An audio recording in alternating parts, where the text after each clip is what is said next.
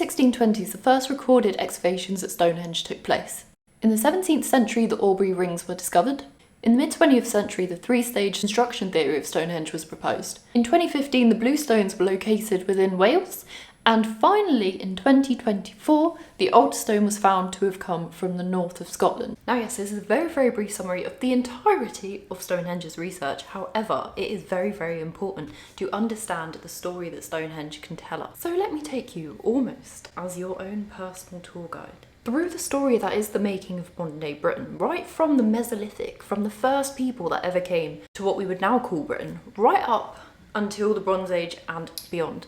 And in order to do this, we must begin our story 9,000 years ago, where 3 post holes were found and 1 tree throw, and this is in the northwest of the site where the old car park used to be. That were dug and placed there during the Mesolithic. We don't know what they used them for. We don't know how these poles took form. We don't know what was going on. However, we do know that there were people there and that there were people constructing things already. Now, we don't know why Stonehenge was the chosen place for this. There have been many theories, including the periglacial lines that were dug and potentially seen back then in the geology, which funnily enough line up with the summer solstice apparently. However, we don't entirely know. Interestingly, we move forward to the first Neolithic people coming into Britain. So we're about 4,100 BC, something like that. And Stonehenge continues to be used as a meeting place. Now, there's actually some evidence found, very, very excitingly, of a hunter-gatherer tribe mixing with a Neolithic tribe. So these people were clearly bringing meat from 2 different sources, prepared in 2 different ways. These were 2 cultures that were meeting at this place, coming together, sharing things. The 2 cultures dates to about 3,900 BC. And unfortunately, as we know for the Mesolithic people, they got fucked, effectively. They got replaced.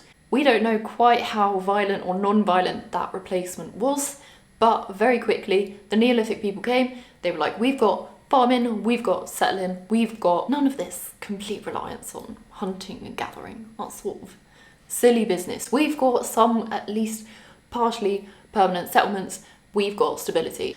Now, there's a lot of this Neolithic activity. Neolithic culture has spread far and wide across Britain at this point in time. And this is where we get onto the very, very exciting bit. It's 3,600 BC. Neolithic people have been in Britain for about 500 years. They've already started building shit, they've already started building smaller stone circles, and we are beginning to see some earthworks in Stonehenge. Now, this is what we call the Stonehenge Circus. Once again, probably pronouncing that wrong, but now this isn't on the actual site that would later be built. It's basically a big rectangular enclosure. There are several layers. It blends into the landscape. Now, there are many circi. Who knows how you can pluralize that one. But there are many that are built. They're very different shapes, and they're not that visible nowadays because it's literally just an earthwork. So we don't exactly know why, but you know the classic archaeology trope. Why was it built? For ritual purposes. Now at the Stonehenge site, we're beginning to see the first signs of it being a henge. There is a circular ditch being built. It's being dug. There's some long barrows around the area. There's the circuses. And this is already a site that's being used for gathering, it seems. Now, you know this earthen ditch that I talked about? There was some speculation as well that there were 56 timbers put in the ditch, but this is not got 100% of proofage, you know. Nonetheless, we do know that there were people being cremated and buried here, which is very exciting. Some of the earliest and largest burial grounds in terms of cremations in Britain, which to me signifies that this was once again a particularly special place for people of this time. Meanwhile, we have to take ourselves all the way to Pembrokeshire in Wales. Now, here, people, 3,400 BC, are mining these big slabs of bluestone in the Presili Hills, and they are bringing them about 3 miles away and constructing a stone circle that we now call Warn, which is very Welsh. Sounds like the name of a Welsh grandmother, to be honest with you. So we're not seeing these bluestones in Stonehenge until 3000 BC. So what were they doing for 400 years? Basically, this man called Mike Parker Pearson, which we're gonna see throughout this video, this man fucking loves Stonehenge. And he realised that there was a circle in Warnmon. Warnmon, I cannot say this word properly. And the number of holes and dimensions match up with the bluestones that we see in Stonehenge. And then they did an extra step. And so they were like, we need to use a little bit of this luminescent soil dating to be able to see when these stones were hit. And they found that the stones were likely placed between 3,400 and 3,200 BC. And that they were removed at around 3000 BC, which fits in perfectly with Stonehenge's narrative. Now, there have been skeptics, there have been people that say, we don't know whether this is actually where these stones came from. It could be debated. We won't know 100%, but it seems like a very likely story, honestly. Now, we're seeing this migration over 150 miles from Wales to Stonehenge. What drove them? Don't ask me, I don't know. But something did, clearly. And they got Stonehenge, I honestly think, because it was already an active site and it was already likely a site that had some kind of oral history to it. There was clearly activity around the area. There was clearly people gathering there. It's been an important meeting place for thousands and thousands of years already up to this point. So the year is now 3000 BC. And we are moving into the next phase of it being the stoniest of henges. Now, considering that this was a place of activity already and supposedly people were gathering, it would make sense to me that, as much as I say we don't know what the fuck possessed them to drag all these stones 150 miles, I would suggest that there was a lot of trading going on and there was a lot more communication across the country than we would imagine. So I really feel like a power of sorts or a religious kind of authority came over to Wales and said, look, that's a nice collection of stones you got there. That's a nice ring of stones, if I do say so myself. And said to them, would you mind terribly if either we took your stones or you dragged them all the way over to this place in another land so that we could make more circles? Do we have a deal here? Once again though, this is all stuff it's just coming out of my brain. I have no idea. This could be entirely wrong. I am well up for being entirely wrong. In addition to that, the bluestones were actually placed differently to the way that they are today. So there were these holes called the Aubrey holes that were already pre-dug, and it was hypothesized that the bluestones were actually placed in what we call the Aubrey holes now. So there might have been some preparation involved, who knows? They were the ones that brought the enormous fucking sarsen stones and uprighted those bastards. Interestingly, using a tongue and groove joint. I don't know carpentry, but you know, yes. Possibly as a nod towards the older timber cultures of before.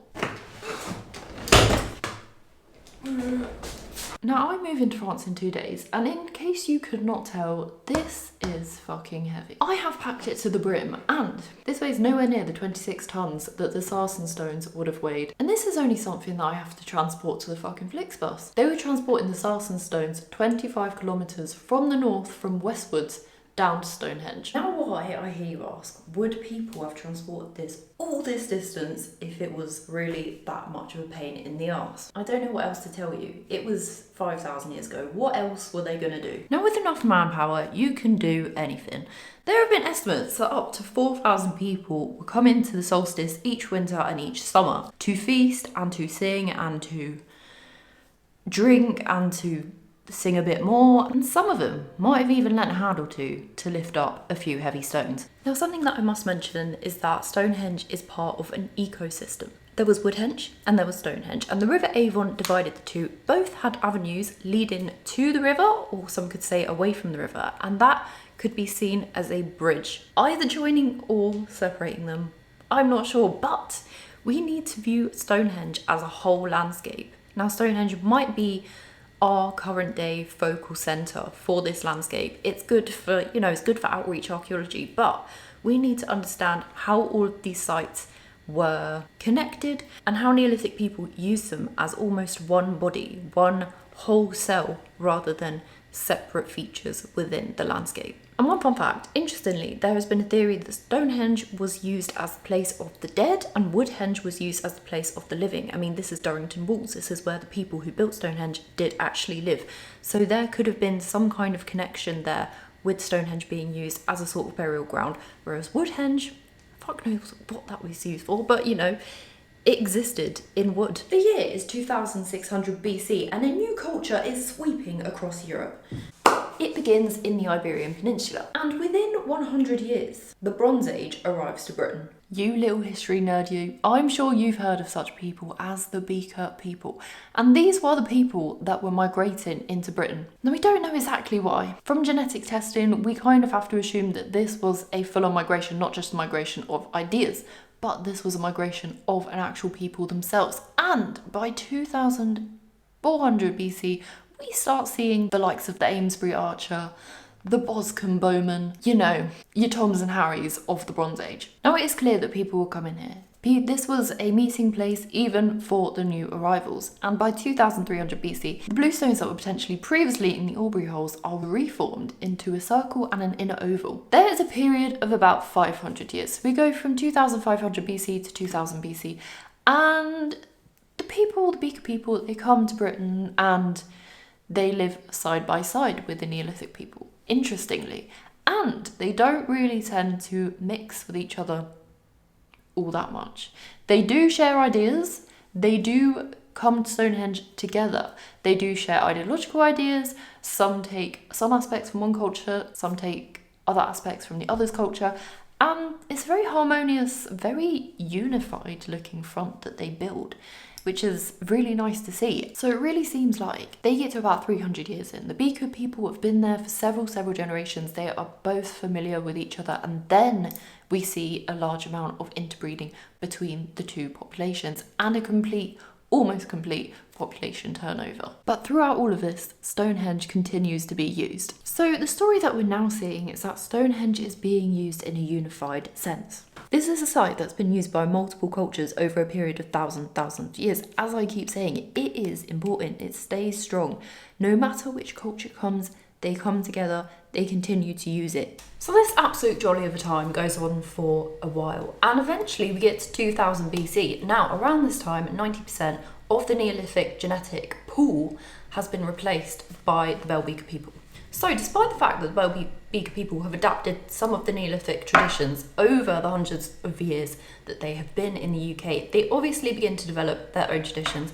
And as ideas come together, people come together, of course, we are going to have completely new cultures coming about. So, this is the last sort of phase where we see a complete rearrangement of the stones at Stonehenge. Well, I say complete, not complete. Basically, you know the horseshoe shape that we see of the blue stones now? That happened probably around 1900 BC. So we've got, for some unknown reason, the removal of some of these blue stones, or whatever their purposes were. And now we are seeing the depths, the bowels of the Bronze Age culture coming into full fruition. You know the barrows, the mounds, the burial mounds, the Bronze Age burial mounds that you tend to see when you're driving around if you're in Wiltshire or in Dorset, places like that. We really see a lot of this more Bronze Age architecture. So as you can imagine, some cultures, some traditions were probably lost over this period of a few hundred years. Around 1750 to 1550 BC, we do see the engravings of some Bronze Age axe heads in the sarsen stones. Again, I feel like somebody was just having a good time. They were like, yeah, let's just etch some shit into the stones, why not? But this is one of the last major pieces of archaeology that we see during this particular time. And once we get to 1500 BC, there is the period of decline. And at this time, the British really begin to enter the Iron Age.